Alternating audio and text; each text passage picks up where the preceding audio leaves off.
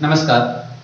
आज हम कक्षा पंचमी के पहले पार्ट वी शैल ओवरकम यानी हम होंगे कामयाब के दूसरे भाग को पढ़ेंगे। इससे पहले हमने इस पाठ के पहले भाग में इस पाठ में आई हुई पोइम यानी कविता को गाने का अभ्यास किया था और इस भाग में आज हमने जो पोइम पढ़ी थी उससे पहले लिखा हुआ था कि ये जो गीत है वो हमें इंस्पायर करता है, हमें प्रेरणा देता है। तो हमें प्रेरणा किस प्रकार देता है, इस कविता की मूल भावनाएं क्या है, इसको जानने के लिए आज अपन इस कविता के अर्थ को समझने का प्रयास करेंगे, इस कविता को हिंदी में समझने का प्रयास करेंगे। आइए इसे प्रारंभ करते हैं। तो हमारी कविता जब प्रारंभ होती है तो उसमें है we shall overcome, we shall overcome. Overcome का अर्थ हमने जाना था कि कामयाब होना या विजय प्राप्त करना। तो यहाँ पर कवि कह रहा है कि हम होंगे कामयाब, हम होंगे कामयाब। फिर we shall overcome someday. Someday का अर्थ हमने समझा था कि किसी दिन या कभी। तो कवि क्या कह रहा है कि हम होंगे कामयाब, हम होंगे कामयाब या हम विजय प्राप्त करेंगे, हम विजय प्राप्त करेंगे। कभी या किसी दिन हम विजय जरूर प्राप्त करेंगे, मतलब एक दिन हम कामयाब जरूर होंगे। हमारे सामने आज जो बाधाएं हैं उसको पार करते हुए हम आगे जरूर बढ़ेंगे। फिर oh deep in my heart I do believe we shall overcome someday. अब डीप का अर्थ हमने जाना था कि डीप का अर्थ होता है गहरा, गहराई में, और हार्ट का अर्थ है हृदय। तो यहाँ पर कवि कह रहा है कि ओह डीप इन माई हार्ट यानी मुझे हृदय की गहराई से विश्वास है, मुझे पक्का विश्वास है। आई डू बिलीव, बिलीव का अर्थ है विश्वास करना, मैं विश्वास करता हूँ, हृदय की गहराई से मुझे विश्वास हो रहा है कि वी शैल ओवरकम समडे, मतलब एक दिन कभी हम विजय जरूर प्राप्त करेंगे, कभी हम कामयाब जरूर होंगे। फिर आगे कह रहा है will walk hand in hand, will walk hand in hand. Hand in hand का अर्थ है हाथ को थाम कर, मतलब एक दूसरे के हाथ को पकड़ कर चलना। तो यहाँ पर कवि कह रहा है कि will walk hand in hand, will walk hand in hand, मतलब हम एक दूसरे के हाथ को थाम कर चलेंगे, हम एक दूसरे के हाथ को पकड़कर सहारा देते हुए आगे बढ़ेंगे। मतलब जो पीछे रह गए हैं, जिनमें सामर्थ्य नहीं है आगे बढ़ने का, हम ये भी प्रयास करेंगे कि हम उनको भी हाथ पकड़कर साथ लेते हुए हम आगे बढ़ेंगे। Will walk hand in hand someday, मतलब कभी किसी दिन, एक दिन हम एक दूसरे के हाथ को थाम कर, एक दूसरे के हाथ को पकड़कर आगे जरूर बढ़ेंगे। Oh deep in my heart I do believe will walk hand in hand someday. अब कवि कह रहा है कि मेरे हृदय की गहराई से मुझे विश्वास हो रहा है, मुझे पक्का विश्वास है कि हम एक दिन एक दूसरे के हाथ को थाम कर, एक दूसरे के हाथ को पकड़कर हम आगे जरूर बढ़ेंगे। फिर आगे कह रहा है we are not afraid, we are not afraid. Afraid का अर्थ है डरा हुआ या भयभीत। तो यहाँ पर वो कह रहा है कि हम डरे हुए नहीं हैं, हम भयभीत नहीं हैं, हम डरे हुए नहीं हैं, हम भयभीत नहीं हैं।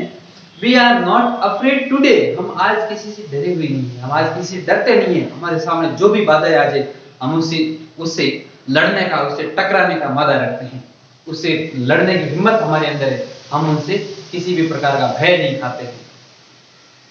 We are not afraid today, हम आज किसी से डरे हुए नहीं हैं।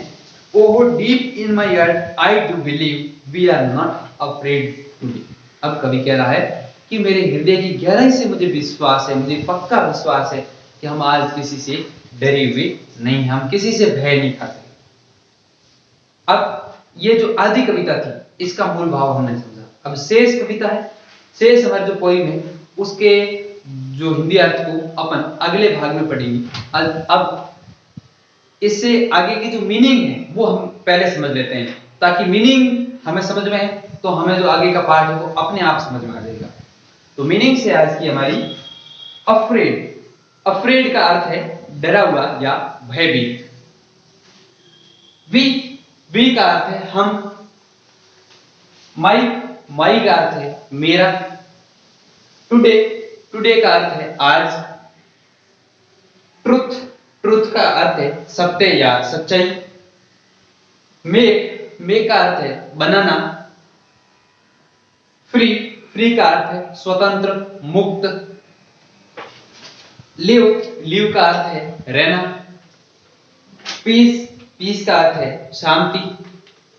और अस का अर्थ है हमें। अब इस प्रकार ये जो आज की मीनिंग है इसको आज के क्लास वर्क में आप अपनी कॉपी में करेंगे। अब इसके बाद आज का अपना होमवर्क।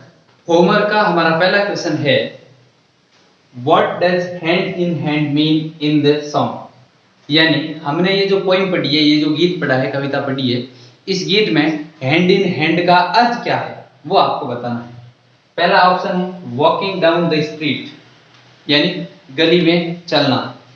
दूसरा यूनाइटेडली, यूनाइटेडली का मतलब है साथ मिलजुल कर। परेड, एक परेड, हाथ मिलाते हुए परेड करते हैं वो परेड। या मेकिंग अ ट्रिप, एक ट्रिप बनाना, कहीं घूमने वगैरह यात्रा वगैरह की जाने का जो प्लान बनाते हैं वो। अब इसका सही अर्थ क्या है वो आपको इस कोष्टक में लिखना है। सेकंड क्वेश्चन है हमारा, what does deep in my heart mean. यानी डीप इन माय हार्ट जो शब्द है उसका इस कविता में अर्थ क्या है। डीप इन माय हार्ट का मीनिंग क्या है वो बताना आपको। तो पहला है व्हाट आई समटाइम्स होप, यानी जो मैं कभी हो मतलब उम्मीद करता हूँ, आशा करता हूँ, जिसके बारे में कभी उम्मीद करता हूँ। या व्हाट आई स्ट्रांगली फील, यानी जो मैं मजबूती से पूरे विश्वास के साथ महसूस करता हूँ। या व्हाट आई थिंक, जो मैं सोचता हूँ। या फिर व्हाट आई लिव, जहां मैं रहता हूं। इसमें से जो सही अर्थ है वो आपको इस कोष्टक में आपको भरना है। अब इसी के साथ आज का अपना ये वीडियो, ये अपनी क्लास यहीं समाप्त होती है। इसके अगले भाग में हम हमारा जो गीत जिसका हिंदी अर्थ समझना शेष रह गया था, बाकी रह गया था, उसको अपन समझेंगे और इस पाठ के शेष प्रश्नोत्तर है वो करने का प्रयास करेंगे। तब तक के लिए धन्यवाद।